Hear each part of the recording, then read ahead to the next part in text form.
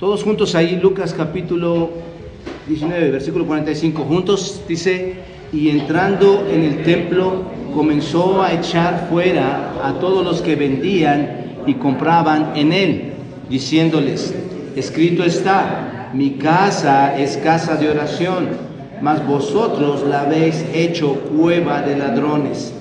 Y enseñaba cada día en el templo, pero los principales sacerdotes, los escribas y los principales del pueblo procuraban matarle.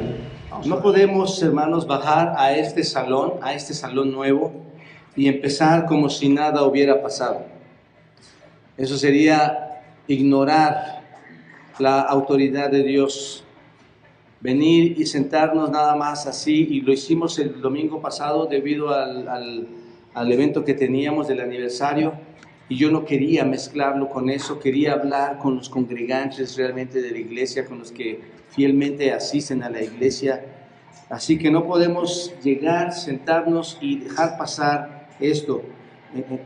En mucho de lo que hacemos aquí, hermanos, no lo podemos dejar pasar. En muchas de las cosas que nosotros realizamos como iglesia, hermanos, por ejemplo, las celebraciones que tenemos cada domingo, semanales, servicios de cualquier índole, hermanos, actividades, planes, mensajes, estudios, tiempos de oración, ayuda a otros y por supuesto la obra de construcción, hermanos. Nuestro deseo es que Dios tome la preeminencia y el control de todo lo que hacemos.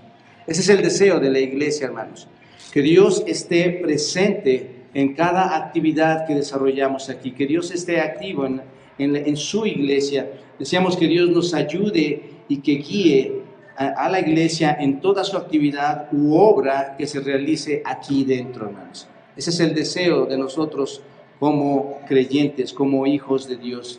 Y esta mañana, obviamente, hermanos, esta mañana no será la excepción. Esta mañana vamos a tener la ceremonia de dedicación del templo de su iglesia, y antes es mi deseo pasar tiempo con ustedes hablando de un tema que es sumamente importante, el cual está relacionado con este servicio de dedicación de la iglesia. Y el tema es llamados a ser una iglesia sin corrupción, llamados a ser una iglesia sin corrupción.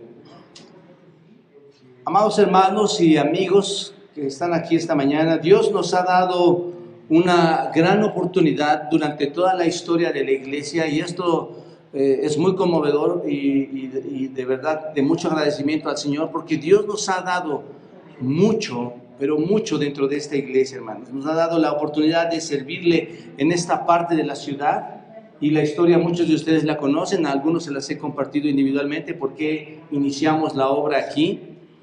Pero Dios nos ha dado la oportunidad de servirle aquí en esta ciudad, en esta parte de la ciudad. Nos ha dotado siempre fielmente de su palabra. Eso es lo que hemos tratado de hacer cada vez, hermanos, que estamos aquí. Desde el principio hemos tratado de ir mejorando la predicación de la palabra, el estudio de la palabra. Dios nos ha dejado su palabra, nos ha dado familias fieles, muchas familias fieles desde entonces. Nos ha dotado de hombres fieles, nos ha dotado de mujeres fieles para su servicio dentro de la iglesia. Y además de todo esto, hermanos, que nos ha dotado, todos sus hijos que están sirviendo, además nos ha dado un lugar, una iglesia donde le adoremos, una iglesia donde le alabemos. Esto es muy interesante, hermanos. Una iglesia en donde confesemos nuestros pecados al Señor.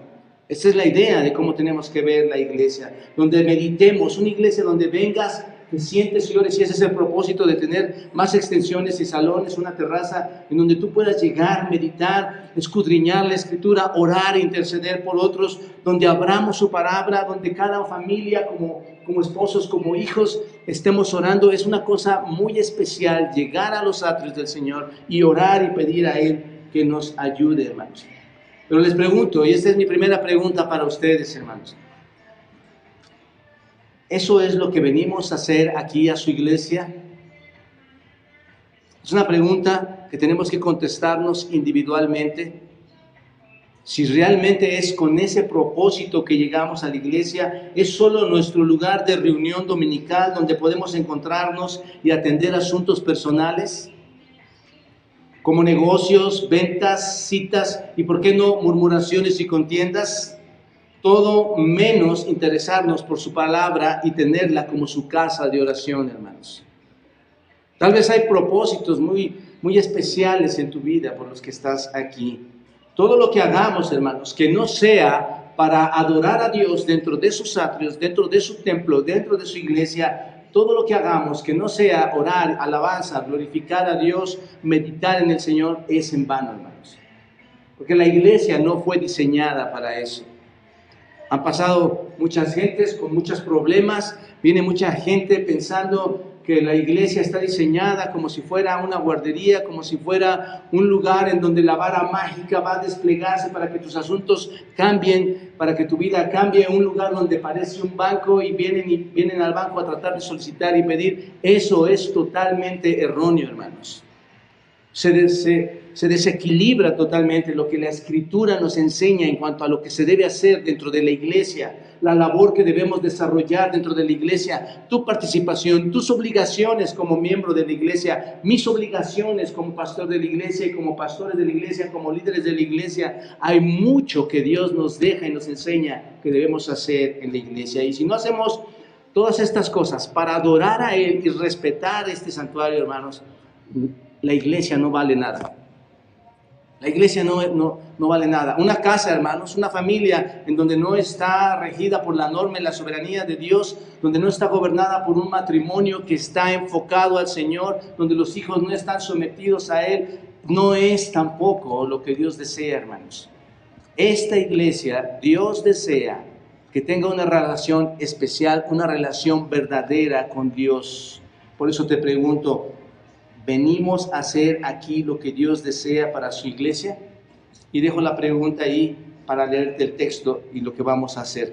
Antes de empezar y entrar al texto que acabamos de leer, déjame leerte un poquito el antecedente de lo que está pasando aquí, el contexto histórico. Lucas capítulo 19, hermanos, vean el versículo 28. Lucas capítulo 19, versículo 28. Nosotros vamos a estar más adelante en el 45, 46 y 47, pero observen, Lucas capítulo 28, ahí empieza algo, o continúa, mejor dicho, algo. Es la entrada triunfal de la que alguna vez he hablado hace pocas semanas con ustedes, la entrada triunfal de nuestro Señor Jesucristo a la ciudad de Jerusalén. Versículo 25 dice, y vamos a leerlo, dicho esto, iba adelante subiendo a Jerusalén, y aconteció que llegando cerca de Betfagé y de Betania, al monte que se llama de los Olivos, envió dos de sus discípulos diciendo, id a la aldea de enfrente y al entrar en ella hallaréis un pollino. Versículo 31, y si algunos preguntare por qué lo desatáis, le responderéis, porque el Señor lo necesita. Fueron los que habían sido enviados, se hallaron como les dijo, y cuando desataban el pollino, sus dueños dijeron, ¿para qué desatáis al pollino? Ellos dijeron, porque el Señor lo necesita. Versículo 35. Y lo trajeron a Jesús, y habiendo echado sus mantos sobre el pollino, subieron a Jesús encima, y a su paso tendían mantos en el camino. Cuando llegaban ya cerca de la bajada del monte de los Olivos, toda la multitud de los discípulos gozándose comenzó a alabar a Dios a grandes voces por todas las maravillas que habían visto. ¿Recuerdan ustedes, hermanos? Todos los milagros, todas las enfermedades sanadas, todo lo que habían visto, estaban diciendo, este es el Mesías, este es el que nos va a liberar. Vimos su poder, vimos cómo libera de demonios, vimos cómo sana enfermedades, vimos desplegado su poder, y por eso le estaban alabando ahí, pensando que llegaba el rey que les iba a liberar. Y versículo 38 diciendo, bendito el rey que viene en el nombre del Señor, paz en el cielo y la gloria en las alturas. Entonces algunos de los fariseos entre la multitud le dijeron, maestro, reprende a tus discípulos. Él respondiendo les dijo, os digo que si estos callaran, las piedras clamarían. Y cuando llegó cerca de la ciudad, al verla, lloró sobre ella diciendo, oh, si también tú conocieses a lo menos en este tu día lo que es para tu paz, mas ahora está encubierto de tus ojos, porque vendrán días sobre ti cuando tus enemigos te derrarán con vallado y te sitiarán por todas partes, te estrecharán. Esa es una profecía, hermanos, que se iba a cumplir, y ahorita les explico.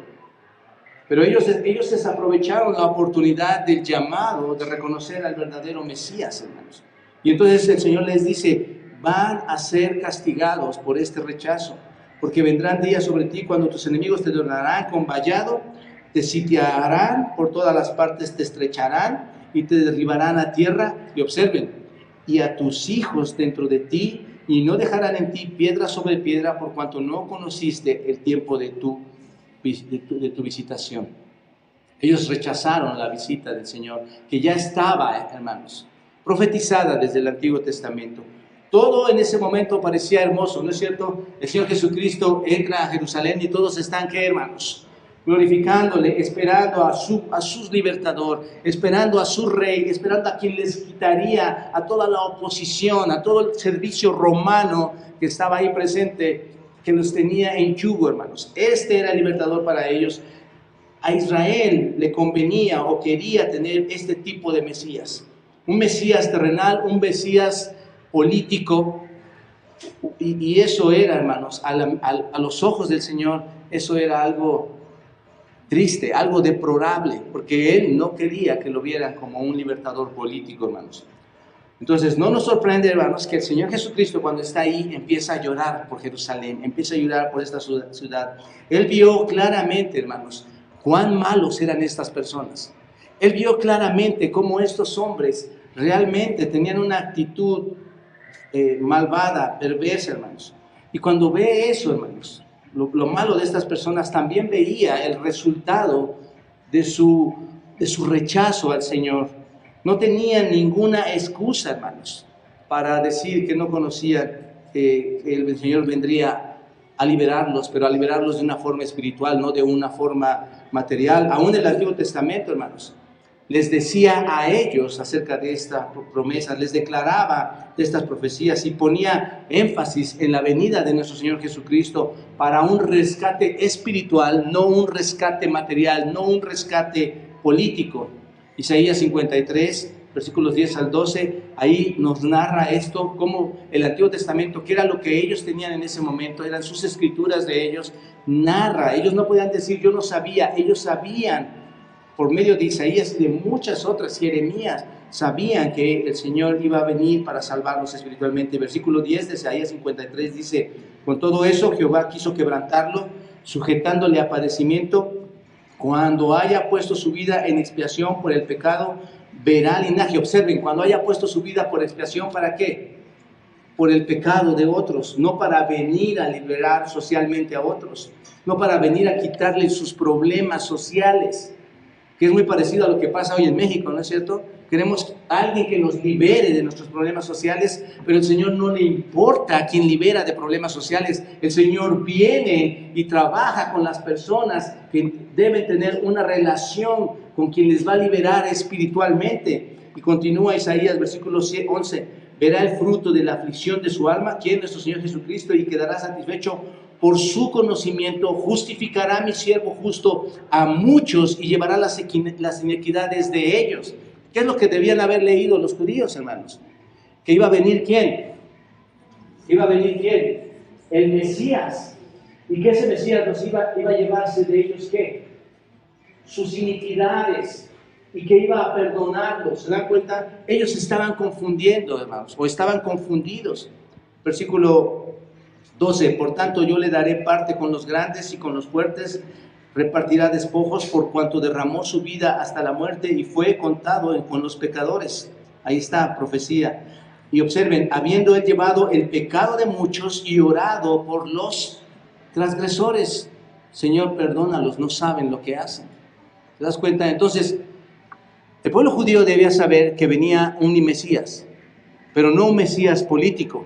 Ellos no podían decir, no sé, como nosotros hoy podemos decir, no puedes ya decir, no puedes dar un paso atrás, hermano, amigo. Hoy sabes que va a venir ¿quién? Jesús. Hoy sabes que va a venir y que va a venir por ti, ¿no es cierto? Que va a arrebatar su iglesia. Hoy no hay excusa para ti. Ellos ponían la excusa y decían, no, yo quiero este libertador político. Y cuando llegó el Señor Jesús a esta tierra, su énfasis estaba puesto en las cuestiones espirituales. Su énfasis estaba puesto en el perdón de pecados de esas personas. Y esto comprueba, hermanos, que si el Antiguo Testamento decía que iba a venir un libertador y cuando Él llega libera de pecado a muchos, ¿no es cierto? Un ejemplo lo tenemos en Lucas, aquí mismo en Lucas capítulo 5, versículo 20. Observen, y al ver Él la fe de ellos, les dijo: hombre, tus pecados, ¿qué? Te son perdonados. No les dijo: hombre, ahora ya vine y te voy a liberar de aquel yugo romano, te voy a liberar de aquellos emperadores que te han maltratado. No vino a decir eso. Él muestra el propósito de su venida y dice: tus pecados te son perdonados. Versículo 32 de ese mismo capítulo 5 dice: no he venido a llamar justos, sino a ¿qué? A pecadores, al arrepentimiento. ¿A qué vino el Señor? ¿A arreglar asuntos sociales, políticos, familiares? No, Él vino ¿a qué, hermanos? A salvarnos. Esta iglesia debe darse cuenta, hermanos, que hay muchas promesas aún por cumplirse y que esta iglesia está en la mira del Señor. Está observando lo que estamos haciendo como creyentes, como fieles hijos de Él. Él ha prometido muchas cosas más y no podemos pasarlas desapercibidos. Entonces, el énfasis estaba o había estado en la salvación del pecador, la conversión, la santidad de ese hombre, la santidad de ese hombre perdonado de sus pecados, su santidad creciendo, y no solamente su santidad, su crecimiento espiritual desarrollándose. Ese era el enfoque del Señor Jesucristo, que le conocieras, que fueras cada día más santo, que cada día te prepararas y fueras creciendo. Ese es el propósito de Dios, aún en su iglesia en estos días, hermanos. A menos que el pueblo de Jerusalén, a menos que Israel se arrepintiese, si no se arrepentían, ¿qué había prometido el Señor?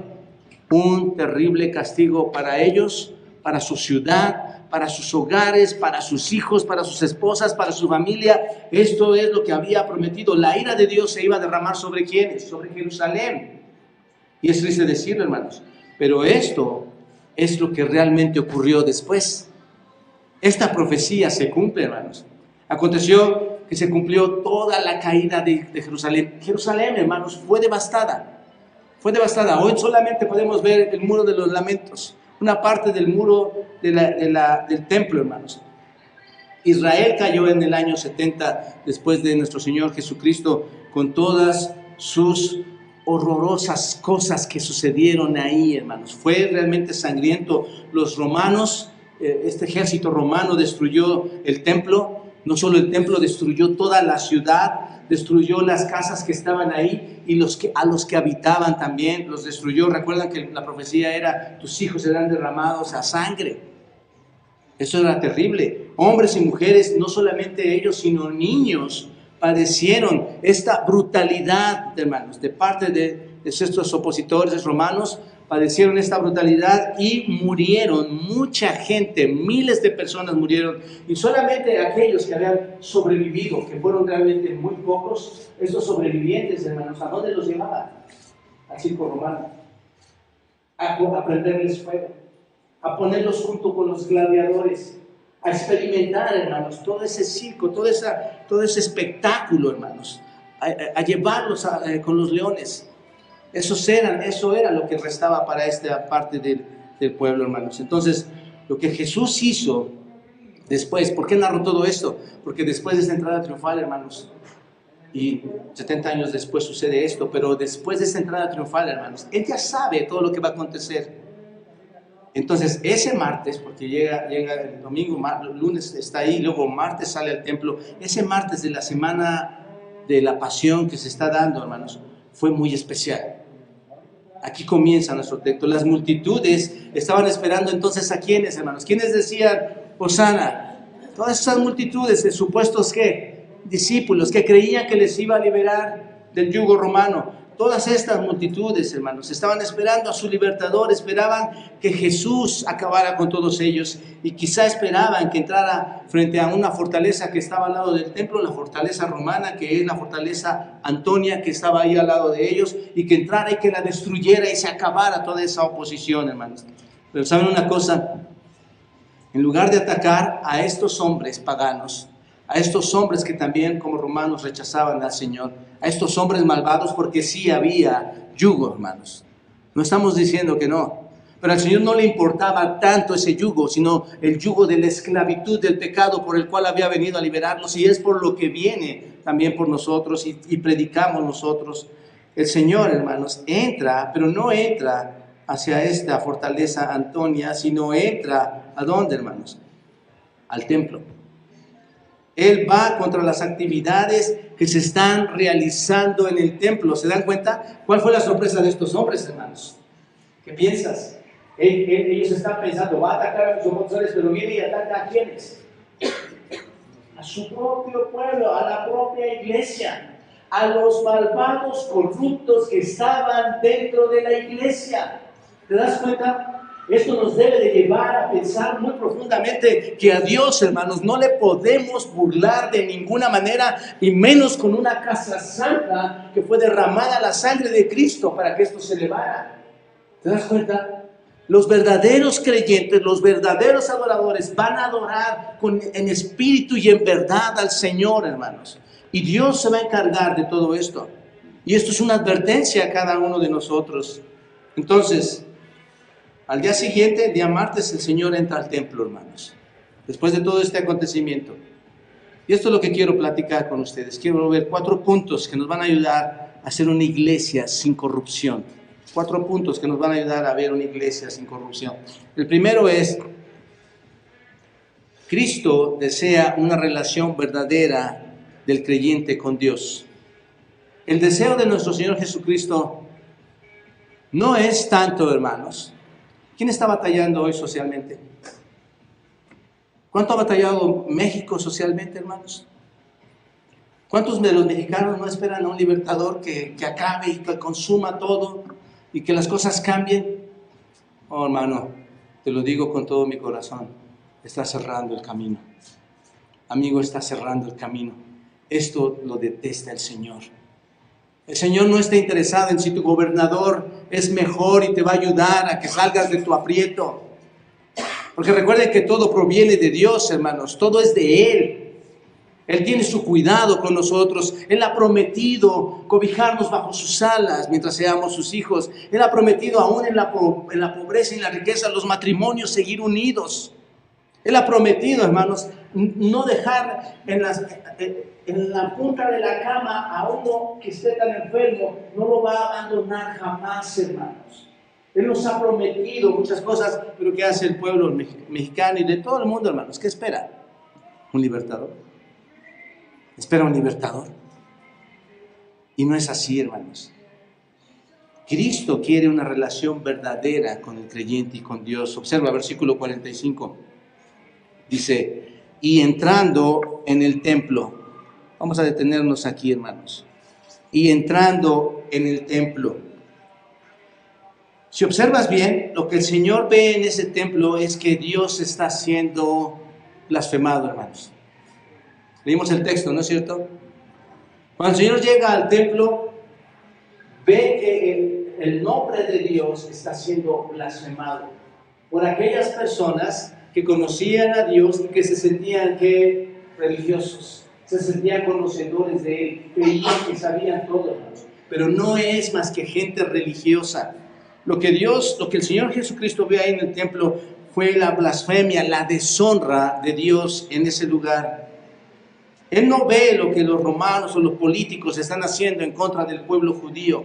Él no ve la opresión que están haciendo con los pobres o cómo hay corrupción entre los ricos o cómo pueden estarle cobrando tantos impuestos, porque se quejaba mucho el pueblo judío de esto, hermanos.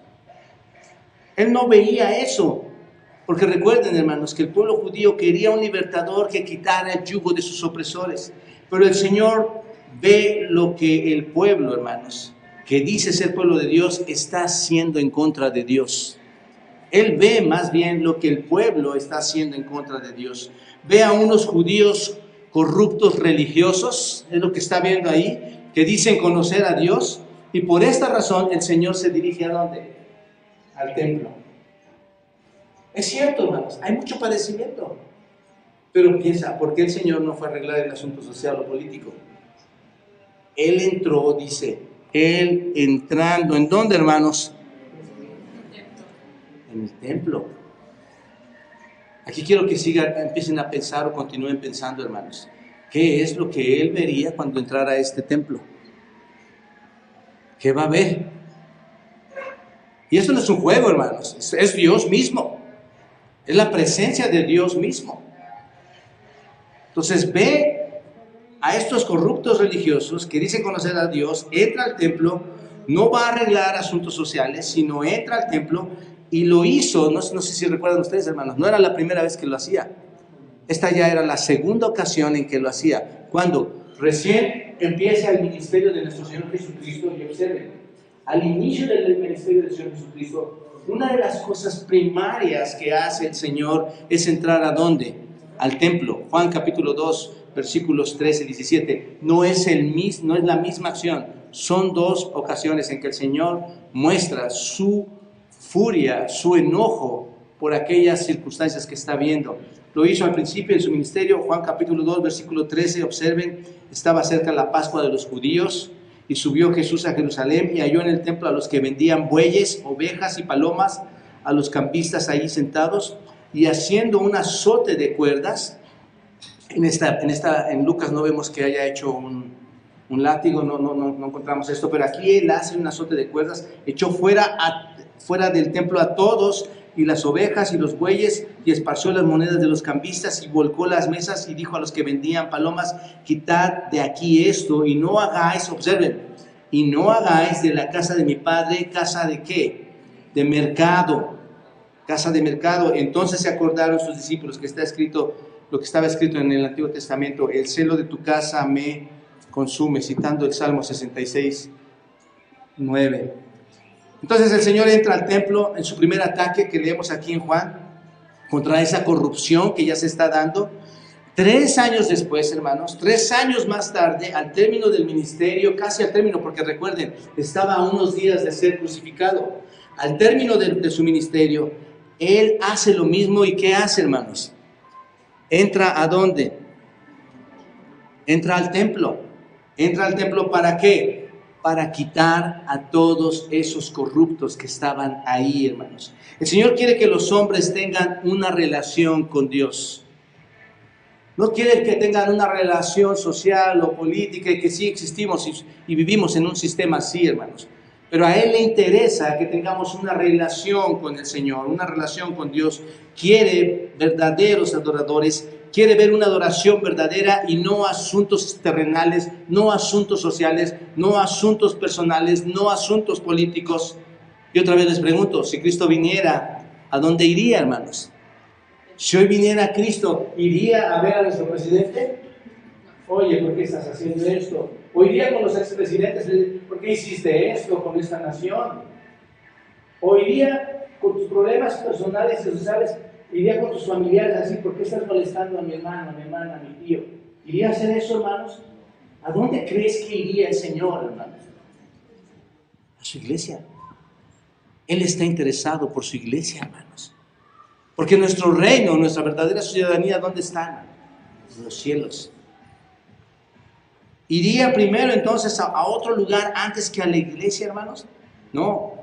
A Él le interesa su iglesia, a Él le interesa su templo, le interesa nuestra relación con Dios, le interesa que no seamos farsantes, que no seamos hipócritas. Así les llamó a los fariseos, a estos mismos hombres, a estos mismos supuestos sacerdotes, así les llamó. Le interesa una iglesia sin explotadores, le interesa una iglesia sin charlatanes. ¿Cuántas iglesias, hermanos, piénsenlo, iglesias charlatanes existen hoy en día? ¿Cuántas? Les he dicho muchas veces, ¿quieren llenar este teatro? Lo llenamos la semana que entra, hermanos. Les decimos que vamos a sanar sus enfermedades, que nosotros tenemos el poder para sanarlos.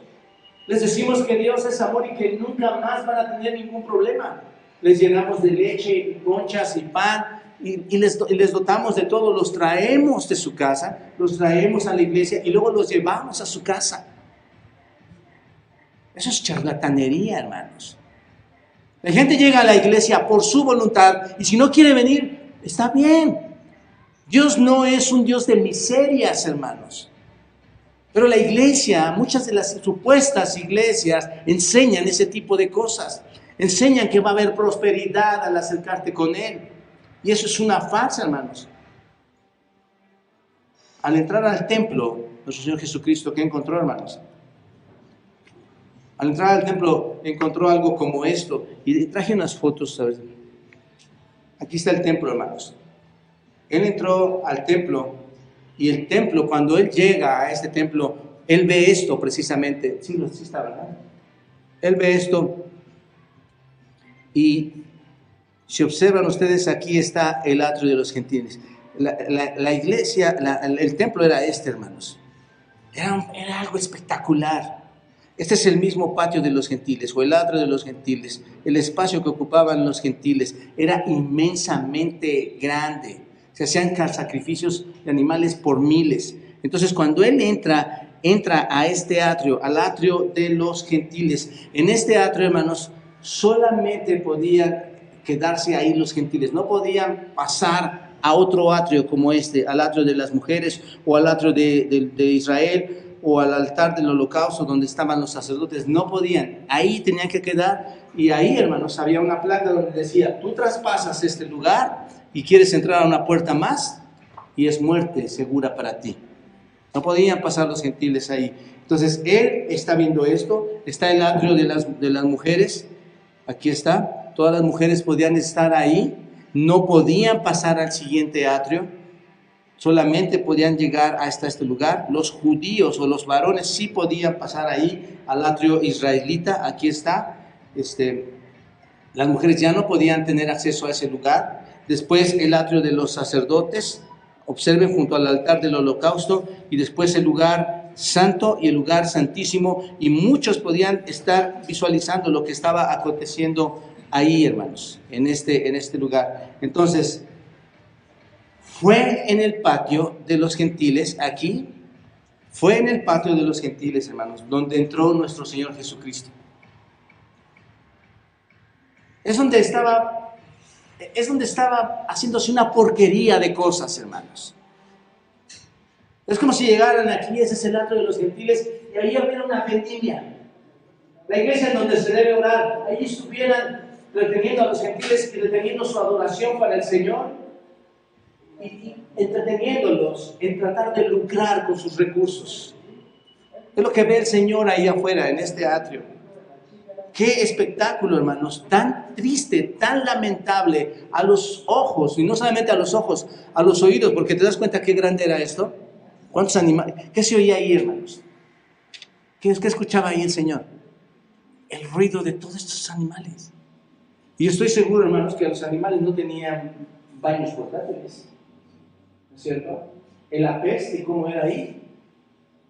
¿Te das cuenta? La gente cansada, tirada en el suelo. Era todo un espectáculo. ¿Qué era eso, hermanos? Era el mismísimo templo de Dios. Increíble, ¿no?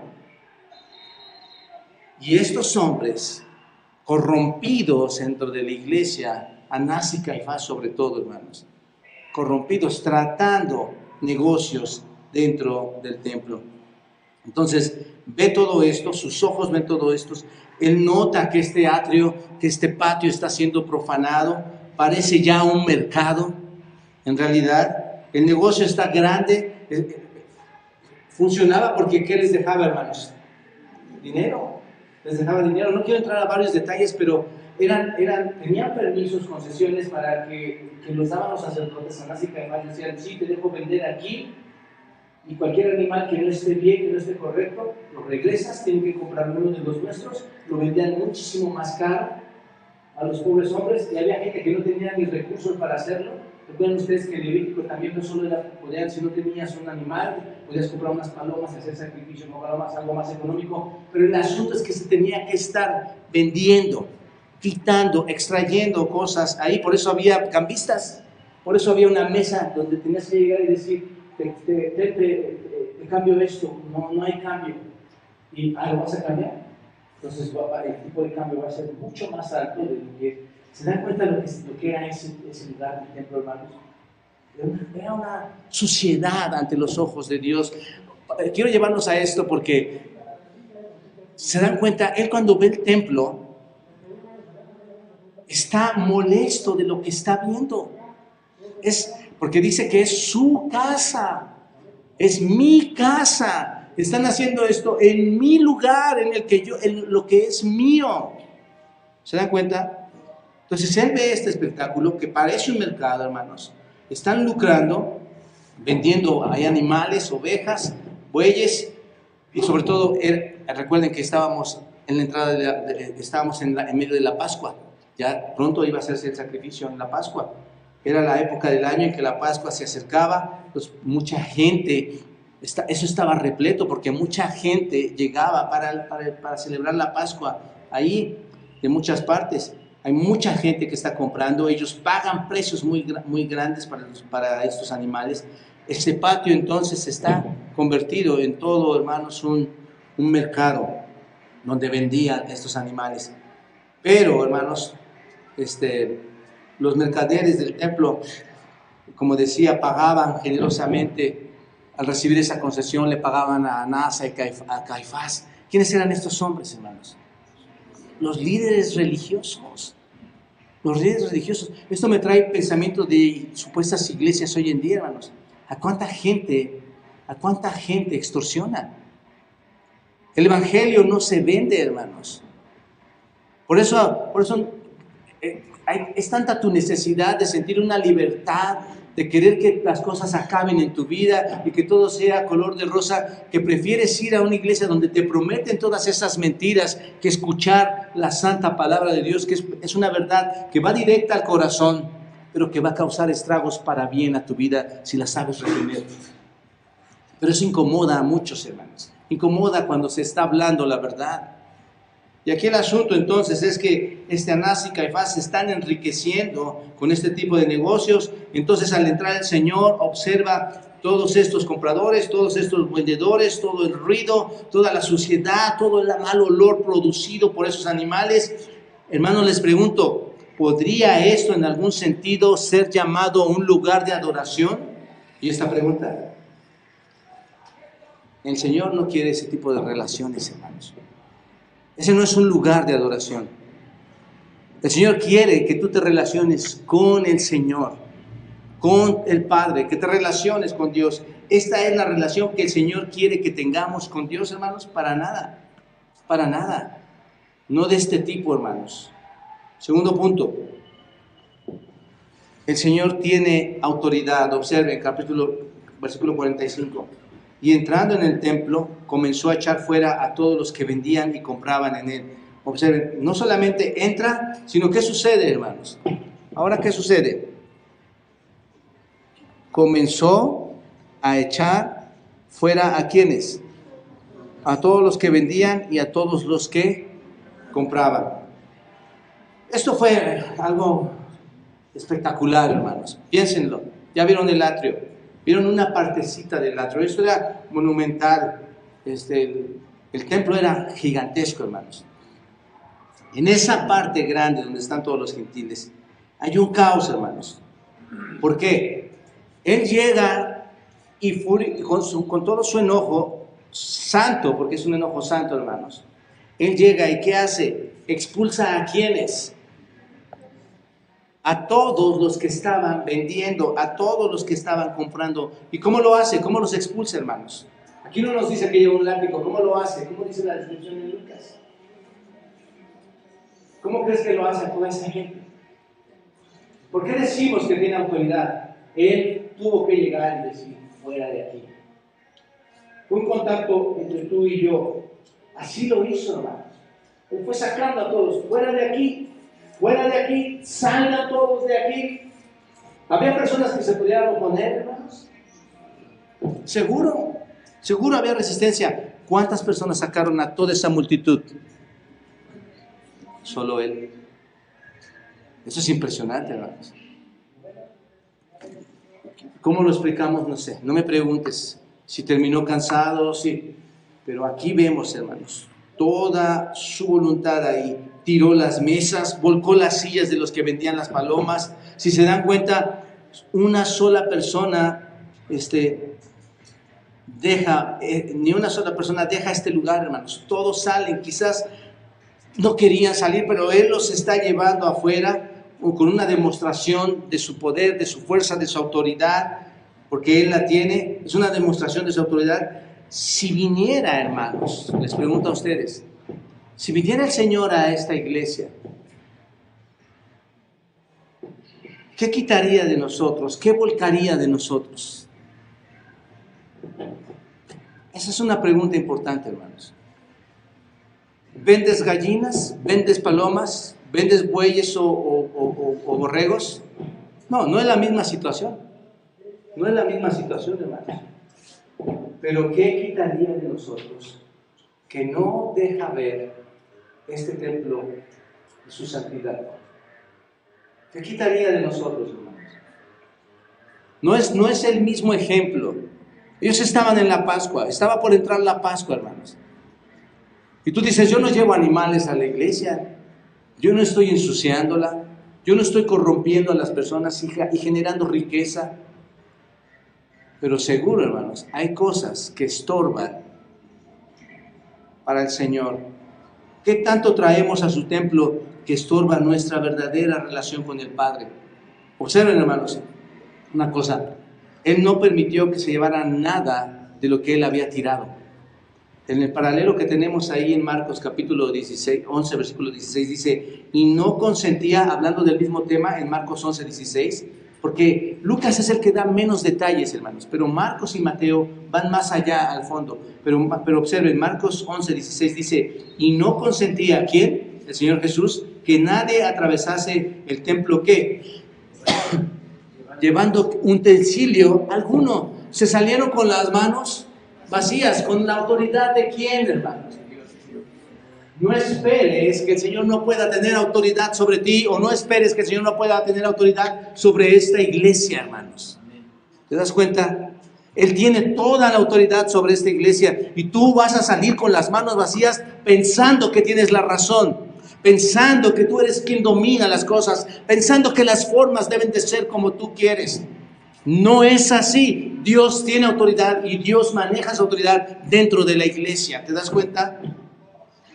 Es sorprendente ver aquí su autoridad, y con esa autoridad no usó su autoridad, hermanos, para ir por políticos. ¿Para quién usó esa autoridad? ¿Para quién usó su fuerza física? ¿Para quién, hermanos? Para la iglesia. Eso debería llevarnos a pensar y a meditar, hermanos. No fue tras los opositores de Jerusalén. Fue tras quienes, hermanos. ¿A quiénes sacó? A los corruptos. A los corruptos. A estos corruptos judíos. Un pueblo que solo es religioso y sin una relación personal con Dios. Eso es lo que hizo el Señor, hermanos. Si viniera Cristo con su autoridad, ¿a quién de nosotros confrontaría? ¿Te das cuenta? Tú vas a decir, no tengo nada, pero seguramente hay cosas que tienes que no están dejando ver limpia su iglesia. ¿No es cierto? Nosotros pensamos, hermanos, y estamos decididos como liderazgo, y no por liderazgo, estamos decididos como iglesia por ver textos como estos, que aun cuando la membresía crezca por miles o aun la membresía disminuya, sabemos que Dios es quien limpia la iglesia, hermanos. Porque Él no quiere personas aquí que vengan a ver sus puntos de vista, sus tipos de perspectiva de lo que es un templo, su tipo de perspectiva de lo que es una iglesia. Dios tiene la autoridad para quitarme a mí y quitarte a ti de esta iglesia. Siempre, obviamente, siempre que tú estés corrompiéndola. Que haya corrupción aquí. Este era un pueblo religioso, no tenía una relación con el Señor. Si viniera Cristo, no iría con los opositores, no iría con los enemigos paganos, no iría con nadie de estos. Confrontaría a la iglesia con toda su autoridad por lo que se está haciendo ahora, hermanos. Por llevar una relación falsa. Esto es religiosidad. Al Señor le irrita la religiosidad, hermanos. Él quiere relación, no religión. ¿Te das cuenta? El Señor seguro limpiaría su iglesia. Y en un sentido, hermanos, muchas veces pedimos, seguro lo has hecho tú, yo lo he hecho, Señor, limpia tu iglesia. Limpia tu iglesia. ¿Quién desea, hermanos, estar bajo las consecuencias, como lo estuvo el pueblo judío, la ciudad de Jerusalén, bajo las consecuencias y la mano poderosa de Dios? ¿Quién desea estar ahí?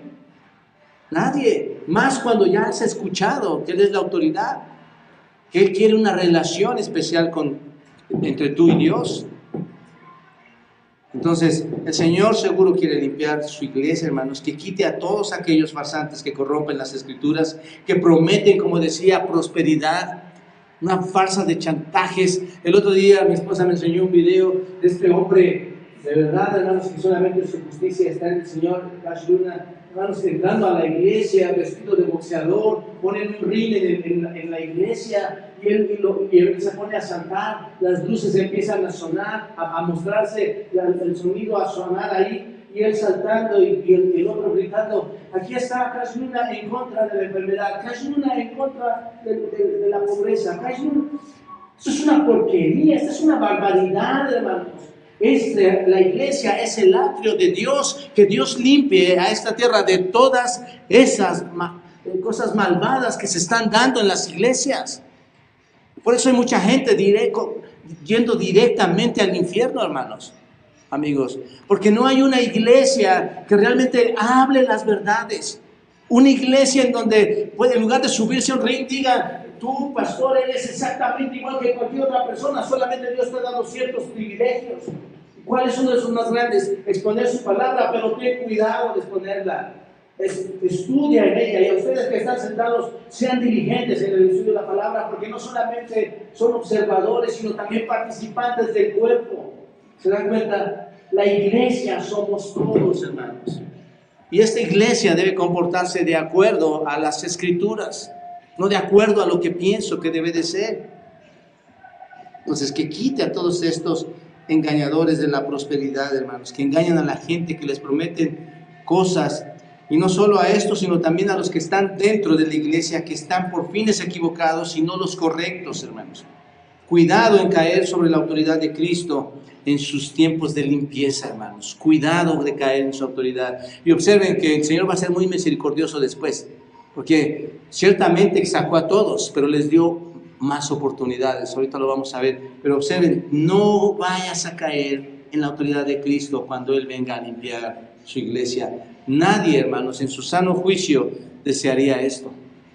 Hoy te advierto como iglesia, te advierto como pastor, quiero que sepas que la manera en que te conduzcas en esta iglesia, la manera en que pienses, si no es de forma bíblica, y no estoy hablando de perfección, hermanos, no estoy hablando, porque aquí no hay ningún perfecto, pero la manera en que nos comportamos y vivimos esta iglesia, hermanos, traerá sus consecuencias, ya sean positivas o ya sean negativas. Nunca tengas temor, hermano, de confrontar a alguna persona cuando está haciendo una maldad grande dentro de su iglesia, porque caerás en el mismo enredo, serás participante. Nosotros somos y queremos ser verdaderos proclamadores del Evangelio y llevar su verdad a pesar de que a otros no les guste, hermanos. ¿Se dan cuenta? Esta iglesia debe de ser una iglesia verdadera. No es nada más de levantar los muros, sino que este lugar sea un lugar santo para el Señor. Un lugar donde la verdadera oración llegue a Él. Tercer punto. Su casa es casa de oración. ¿Qué significa esto, hermanos? Su casa es casa de oración. Versículo 46. Y diciéndoles, escrito está. Qué precioso, hermanos. ¿Qué ocupa el Señor, hermanos? Siempre en su defensa. Siempre en saber que van las prioridades, que van los preceptos, que usa la Escritura. Siempre usa la Escritura. Escrito está, ¿qué? Mi casa de oración, mi casa es casa de oración, mas vosotros la habéis hecho, ¿qué? Cueva de ladrones. Observen esto, hermanos. Cita dos partes de la Escritura. Cita en el Antiguo Testamento a estos hombres. La primera cita es Isaías 56, versículo 7, en la parte B. Isaías 56, 7 dice: y los llevaré a mi santo monte y los recrearé en mi casa de oración. Observen, ¿en mi casa de qué? De oración. Sus holocaustos y sus sacrificios serán, ¿qué? Aceptos sobre mi altar. Porque mi casa, observen, Mi casa, hermanos, con cuánta irreverencia, y me incluyo, con cuánta irreverencia entramos a este lugar. Y no es que los muros son santos, hermanos, no sé si me explico. Un lugar apartado, un lugar que debe ser fresco, un lugar que debe ser silencioso, un lugar que debe de ser de oración. Con cuánta irreverencia entramos, ¿no es cierto? Se convierte como si fuera mi casa. Hago de mi casa lo que yo quiera. La ensucio como quiera, la trabajo como quiera. Y el Señor dice, esta es mi casa. Mi casa será llamada casa ¿de qué, hermanos? De oración. Y aquí, hermanos, en esta iglesia no queremos que deje de ser una casa de oración. ¿Te das cuenta? Aún en nuestros defectos, aún en nuestras dificultades, todos somos pecadores, pero todos debemos crecer. Porque el propósito, el punto número 1, ¿cuál es? El propósito de Cristo, ¿cuál es? Una relación verdadera del creyente con Dios. Y si tú tienes una relación verdadera como creyente hacia Dios, va a haber cambios en tu vida. Va a haber cambios. Tú no vas a comportarte en un templo de forma diferente, más como lo manda el Señor. ¿Te das cuenta? Mi casa será llamada casa de oración. ¿Para quiénes, hermanos? Observen, ¿para todos qué? Todos los pueblos. Anás y Caifás, ¿qué estaban haciendo, hermanos? ¿Quiénes eran? ¿Qué era el acto de los gentiles? No judíos. Aquí está la apertura para quiénes. ¿Quiénes entramos ahí? Todos nosotros. Mi casa será llamada casa. Nosotros tenemos un privilegio, hermanos. Tal vez nunca debíamos haber tenido una iglesia, pero por la muerte de Cristo ahora ya somos conciudadanos todos. Ya no somos advenedizos, no somos extranjeros. Ahora no importa si tú eres moreno o güero, ahora no importa si eres alto o alto, ahora no importa si eres judío o eres americano o mexicano. Ahora todos, hermanos, todos podemos estar en su casa, porque Él abrió, hermanos y amigos, ese espacio para todos nosotros. Entonces, el templo tenía un propósito para ser un santuario de devoción, un santuario de meditación, un santuario de oración. Su casa es un lugar donde los hombres se acercan ¿a qué? Hasta aquí lo hemos entendido. Y aquí sí quiero que me contesten. La casa del Señor es un lugar para que los hombres tengan ¿qué, hermanos? Una comunión con Dios. Te pregunto, ¿están correctos tus propósitos? No, seamos sinceros. ¿Cuántos malos pensamientos ha habido entre unos y otros? ¿Esa es la casa de oración? ¿Cuántas confrontaciones hay entre unos y otros? ¿Esa es la casa de oración? No, eso no es lo que pide el Señor. Su casa es un lugar donde los hombres se van a acercar en comunión a Dios. Es un lugar donde queremos exaltar a Dios y darle la honra y la gloria. Esto es exactamente lo que hacemos cuando nosotros oramos, hermanos. Le glorificamos, le adoramos, le exaltamos, le cantamos, le confesamos todos nuestros pecados a Él. Esta es la forma en que oramos a Él. Para esto es que Él diseñó el templo, hermanos. Porque dice que es su casa. Él diseñó el templo y su intención es que fuera un lugar donde se orara, donde se meditara, donde se alabara y se glorificara a Dios, donde se honrara a Dios con sus vidas. Hermanos, ¿cuántos de nosotros, yo te pregunté hace rato, qué es lo que haces que estorba y qué quitaría a Dios? Cuando tú vienes con pecaminosidad, ¿no es cierto que entras a sus atrios y deshonras a quién, hermano? ¿Al pastor? ¿Deshonras a tu esposa? En un sentido lo haces o deshonras a tus hijos, pero en realidad cuando tú vienes a sus atrios, cuando tú vienes al templo que es de Él, ¿a quién deshonras? A Dios. ¿Realmente deshonras a Dios? Un lugar donde el hombre fuera quebrantado, hermanos. Qué hermoso sería que llegaras aquí, en lugar de que llegar con pecado, llegaras a la iglesia quebrantado y dijeras, Señor, esta semana ocurrió esto en mi vida. Nadie es culpable, porque acuérdense que todos buscamos culpables, sobre todo los hermanos. Los hermanos son los culpables. Señor, cometí este error. Y en lugar de estar oyendo, por ejemplo, esa sarta de cosas, un lugar silencioso, un lugar solemne, donde te subas. Bueno, antes, ya no vamos a subir porque donde quieres aquí. Yo antes subía, hermano, estaba en mi oficina, me subía a orar. orar por ustedes, orar por el lugar, porque estamos contaminados, estamos sucios del mundo, de la carne, de Satanás, pero estamos liberados en Cristo. ¿Por qué debemos ensuciarnos nuevamente? Debe de ser un lugar donde esté el silencio. Señora, ¿tú me escuchas? Este es un lugar que tú me apartaste a mí, para que yo pudiera hablar contigo, y aquí traigo todas mis ofensas contra ti, todo mi pecado contra ti. Pero ¿qué pasó, hermanos? El templo se convirtió en una cueva de ladrones. Qué triste, qué triste. En una cueva donde solo había escándalo, solo había gritos. ¿Se dan cuenta? ¿Cómo es un mercado? ¿Cómo es un tianguis aquí en México? No escuchas bien. Imagínate eso.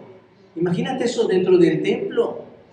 Era una gritería, todos tratando de vender. Lo convirtieron, como he dicho otras veces, en un circo, en donde todo es un espectáculo para lucrar. La iglesia, hermanos, no es un circo. Es una casa de oración. El punto es que el templo fue diseñado para que fuera un lugar de oración. Y el Antiguo Testamento, hermanos, hablándonos del primer templo, no del segundo templo, nos dice el propósito por el cual Dios edifica el templo. Primera de Reyes, capítulo 8, versículo 27 al 30, nos dice exactamente para qué fue diseñado el templo. Este primer templo construido, dice así, versículo 27, Primera de Reyes 8, 27, pero es verdad que Dios morará sobre la tierra. He aquí que los cielos de los cielos no te pueden contener. Hermanos, ¿tú crees que esto puede contener la presencia de Dios? ¿Tú lo crees realmente? En lo absoluto, hermanos. Dios es inmenso. ¿Cuánto menos esta casa que yo he edificado? Con todo, dice Salomón, tú atenderás a la oración de tu siervo y a su plegaria, oh Jehová, Dios mío, oyendo el clamor. ¿Y qué? No te puede contener esto, pero con todo, ¿qué dice? Tú vas a ¿qué? Atender ¿qué? Mis oraciones que tu siervo hace hoy delante de ti. ¿Dónde hace sus oraciones? En el templo.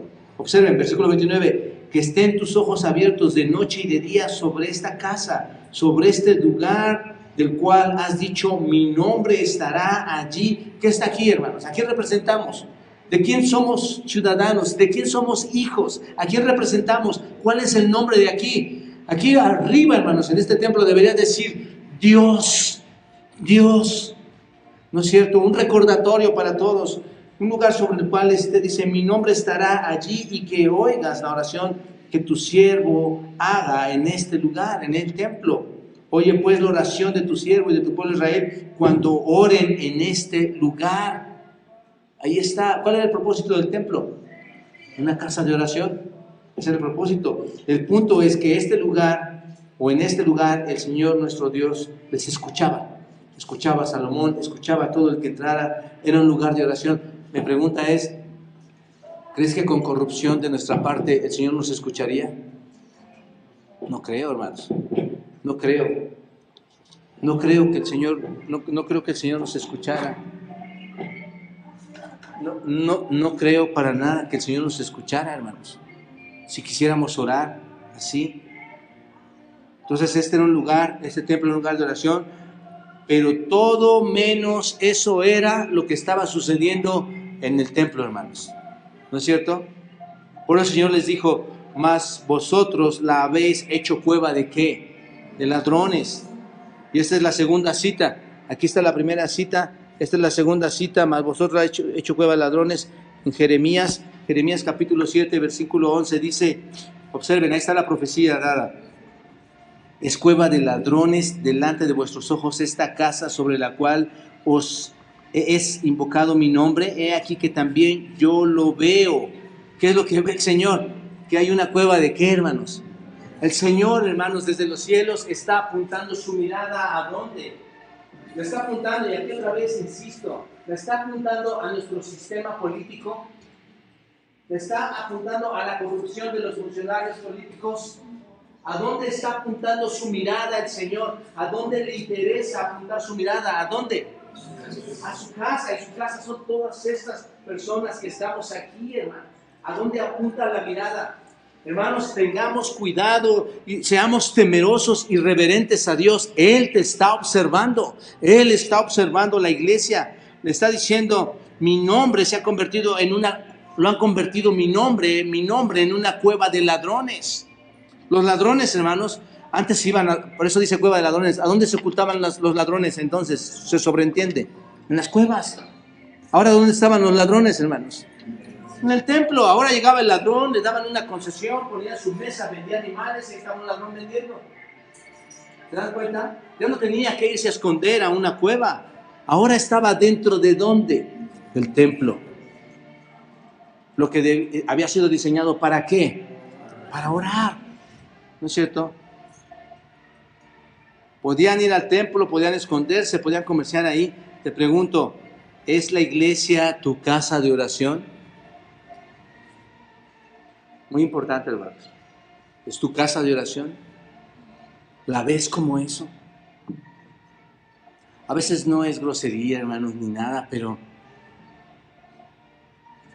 ver que destruyen ciertas cosas, ver que no hay interés en conservar el atrio del Señor para estar solemnes, llevar nuestros pecados a Él. No se trata de lo material, se trata de la reverencia y el lugar, el espacio que Él nos ha otorgado, hermanos. Y aquí entramos al cuarto punto. El templo, hermanos, y observen aquí, en el templo se enseña el Evangelio. ¿Qué dice el Señor? Saca a todos, ya todos están en la historia, ¿no es cierto? Llega, ve esto, todo el mundo confía en Él como el libertador político, pero todo el mundo se va hacia atrás cuando en lugar de ir por los políticos va sobre los religiosos, va sobre su pueblo, ¿no es cierto? Saca a todos, eso queda hecho un desastre. ¿Y qué hace el Señor Jesucristo, hermanos? Versículo 47. Y enseñaba cada día, ¿en dónde, hermanos? En el templo. Enseñaba cada día en el templo. Con esto nos da una cátedra a cada uno de nosotros y con esto nos humilla a cada uno de nosotros, hermanos. El templo es para enseñanza. Además, ¿te das cuenta? Después de todo esto, de tener los religiosos corruptos en este templo como un lugar de blasfemia, hermanos, después de todo esto, el Señor nos da un ejemplo de lo que debemos hacer.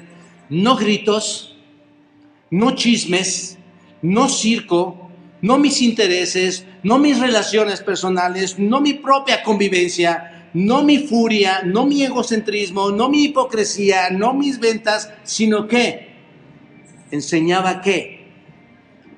El Evangelio, hermanos. Enseñaba el Evangelio. ¿Y por qué digo que enseñaba el Evangelio, hermanos? O sea, ¿qué es lo que hacía? ¿Qué enseñaba ahí dentro? Observen, en el verso 1 del 20, más adelante, observen. Sucedió un día, ¿cuál? El siguiente día, hermanos. El martes. Que enseñaba Jesús al pueblo en el templo y anunciaba ¿qué, hermanos? Eso es lo que enseñaba. Anunciaba el Evangelio. Capítulo 21, versículo 37, también dice ahí, observen, y enseñaba de día, ¿en dónde, hermanos? En el templo, y de noche saliendo se estaba en el monte que se llamaba de los Olivos. Entonces enseñaba, y después venía a él por la mañana para oírlo todo el pueblo, y oírle ¿en dónde? En el templo, versículo 38. Entonces, a pesar de que por la purificación que hizo el Señor ahí en el templo, el Señor Jesús había dejado, estaban contentos con lo que había hecho la gente ahí, los religiosos, los sacerdotes, no estaban contentos. ¿Qué querían hacer? El texto dice que querían, y los principales del pueblo procuraban ¿qué? Obvio, hermanos, obvio. ¿Por qué le querían matar? Estaba acabando con sus negocios, sus intereses. No pienses que cuando tú te conviertas al Señor, todo el mundo te va a amar, ¿eh? No pienses eso. Cuando tú hables la verdad, seguramente tendrás más enemigos que nunca en tu vida, ¿eh? Te lo digo de antemano. Pero tienes que ser fuerte, hermano. Tienes que hablar la verdad, tienes que sostenerte, a pesar de que te chantajeen o te engañen o te quieran culpar. Tú tienes que estar firme en la palabra, porque este es el templo de Dios. Aquí es donde se habla la verdad. Y no solamente decía como Joshua, lo vamos a rechazar. Ah, este niño hace desastres. No, no, no, no, no. Observen la gracia de Dios aquí. Después de todo eso, ¿qué hizo el Señor? Regresa a dónde, hermanos. No dice, ahora voy a buscar otro lugar en donde esté más limpio. ¿Qué dice? Y enseñaba cada día en el templo. Nuestro Señor continuó tranquilamente enseñando en el templo cada día, a pesar de que lo iban a qué, hermanos, a matar. Por eso no tengas miedo, hermano. El hombre no te mata, el espíritu sí. Puedes llegar a perder tu vida eterna por tener miedo a los hombres. Y dice que él entró, continuó enseñando, sus últimos días los terminó otorgando misericordia a quienes, a cualquiera que quisiera, ¿qué, hermanos? Escuchar. ¿Se dan cuenta? Observen algo importante, ¿eh? Él inicia su ministerio limpiando la casa y termina 2 días o 3 días antes limpiando su casa. Y no solamente la termina limpiando, sino que va, se sienta y da una cátedra de evangelio. ¿Y qué es el evangelio, hermanos? ¿Qué estaba enseñando Cristo en el templo? El evangelio. ¿Y qué es el evangelio? Las buenas nuevas de salvación. ¿Qué es el evangelio? Que vas a ir al cielo. ¿Qué es el evangelio? La vida eterna. ¿Qué es el evangelio? Que Cristo dio tu vida por ti. No vengan en un sentido a vender su espíritu aquí. Vengan a adorar a Dios como su gran atrio, hermanos, al cual nos ha dado acceso. Y no cualquier persona tiene este gran privilegio de tener una iglesia, hermanos. ¿Se dan cuenta? El evangelio, hermanos, no es la venta en el mercado, no es el circo. El evangelio no son mis bromas, no es mis puntos de vista, no es el bullicio, no es la murmuración. Son las noticias más importantes que podemos haber escuchado y que por su mandato debemos dar a otros.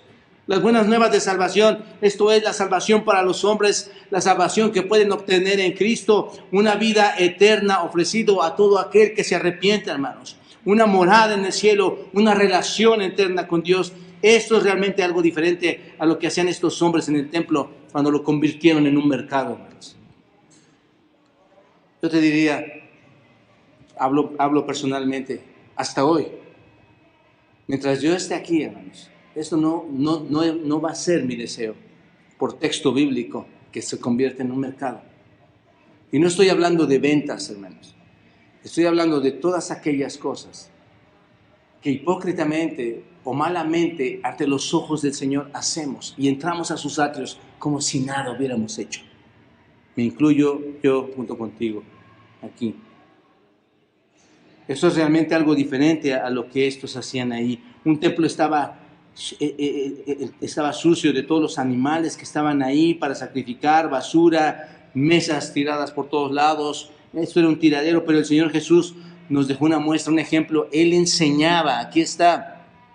Él enseñaba los últimos 3 días antes de ser crucificado. Él enseñó a los hombres el evangelio de salvación. Hermanos, esto es maravilloso.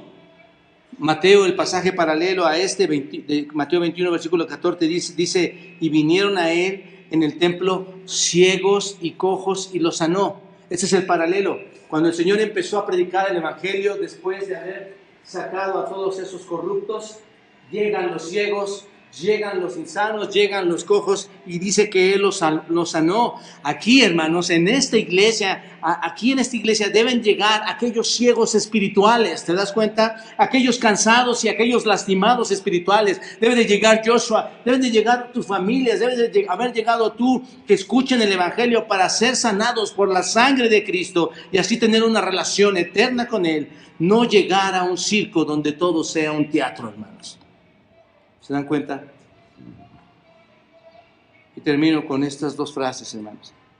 Cristo fue en contra de la corrupción, la religión. No fue en contra de otras personas. Esto me pone a pensar que va a ir contra nosotros. ¿No es cierto? Cristo atacará o vendrá nuevamente y va a estar contra lo más corrupto de sus iglesias. Así que tengamos esta casa como casa de oración. Y pidamos perdón al Señor por lo que no hemos hecho. No se trata de construir así nada más. Se trata de llevar el mensaje, el evangelio a otros. Que sea un lugar santo, donde la gente encuentre refrigerio en sus vidas.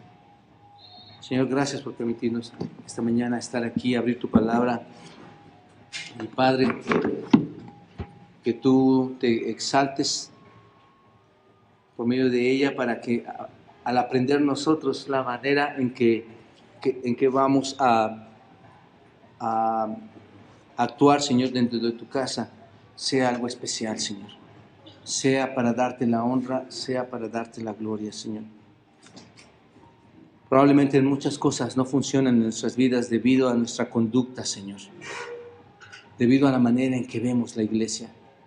Señor, tú la ves con ojos muy diferentes. Tú cuando ves la iglesia ves el sacrificio de tu Hijo amado. Tú cuando ves la iglesia ves la cruz, Señor, extendida en donde padeció por nosotros. Y tú cuando ves la iglesia deseas, Señor, cambios, te interesas por nosotros. Y aún a pesar de ser tan corruptos nos vuelves a enseñar, Señor, que el evangelio se puede dar. Padre, perdónanos y queremos dedicar esta iglesia a ti, Señor, este templo a ti. En el nombre de Cristo. Amén.